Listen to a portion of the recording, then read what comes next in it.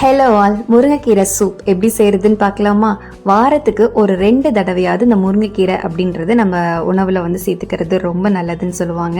அதுவும் ப்ரெக்னென்சி டைம்லலாம் ஒன்று விட்டு ஒரு நாள் இந்த முருங்கைக்கீரை பொரியலாவோ குழம்பு இல்லை இந்த மாதிரி சூப்புன்னு கூட எடுத்துக்கிட்டால் ஹெச்பி லெவல் ரொம்ப கம்மியாக இருந்ததுன்னா அது வந்து நார்மல் ஆகிடும். இது வந்து நான் அனுபவத்தில் சொல்கிறேன். நம்மளால அந்த டைமில் அயன் டேப்லெட்லாம் சாப்பிட முடியாது, ஒரே வாமிட்டிங்காக இருந்தது அப்படின்னா கண்டிப்பாக அது வந்து ஒரு பெரிய பிரச்சனையாயிடும். இந்த ஹெச்பி கம்மியாயிடுச்சு அப்படின்னா அந்த டைமில் இந்த முருங்கைக்கீரை வந்து நல்ல கரெக்டாக எடுத்துக்கிட்டிங்க அப்படின்னா உங்களுக்கு ஹெச்பி லெவல் வந்து கரெக்டாக மெயின்டைன் ஆகும்.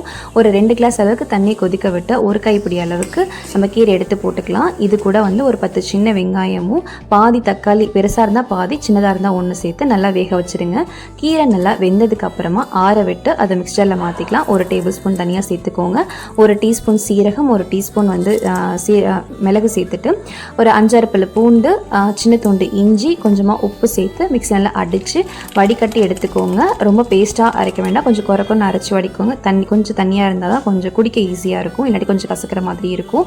இதை நல்லா வந்து வடிகட்டி அதுக்கப்புறம் ஒரு தடவை சூடு பண்ணிக்கோங்க.